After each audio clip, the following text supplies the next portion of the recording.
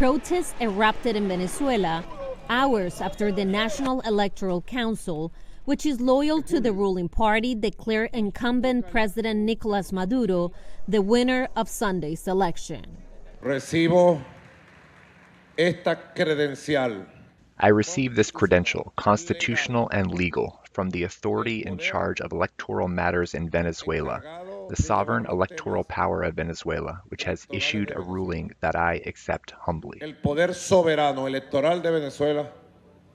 National Electoral Council President Elvis Amoroso said that Maduro received 51% of the vote and that Edmundo González Urrutia received 44%. González became the candidate after the government barred opposition leader Maria Corina Machado from running. Edmundo González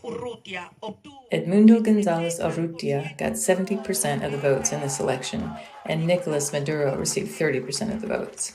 Machado says her results are based on tallies the opposition campaign received from representatives stationed at about 40% of ballot boxes.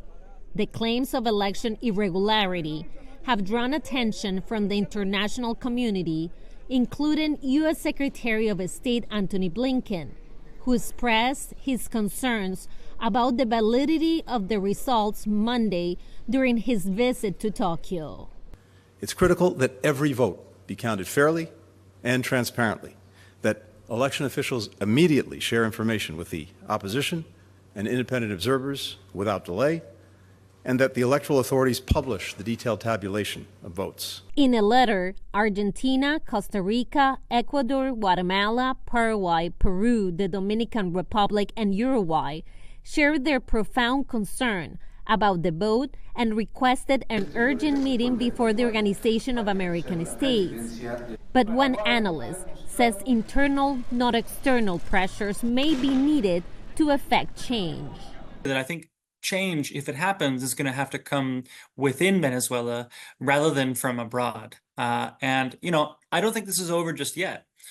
Maduro doesn't rule alone. Both he and key figures in his inner circle know that he's not going to be able to govern a country in flames.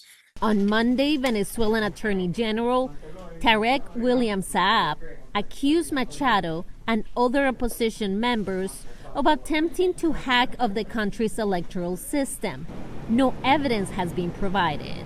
I think we're going to see greater and greater repression in the next few days in Venezuela. So far, we've already seen attacks against Maria Corina's campaign and threats against her person in recent months, and I think the government's likely to escalate that. On Monday, Panama's President José Raúl Mulino announced a break with Venezuela. El gobierno de Panamá anuncia el retiro del personal diplomático de Venezuela. The Panamanian government announced the withdrawal of diplomatic personnel from Venezuela and the suspension of diplomatic relations until a complete review of the minutes and the computer system of the vote count is carried out. Que permitan conocer la genuina voluntad popular. Bolivia, Honduras, China, Cuba, Iran, and Russia have recognized Maduro's victory. But Ramsey notes that other nations in the region are less complacent towards the president. We're seeing governments in Latin America start to recognize that this is not a left-right issue. This is about democracy or dictatorship. Ramsey says the protests in Venezuela now are just a drop in the bucket compared to what's to come. Celia Mendoza, VOA News, State Department.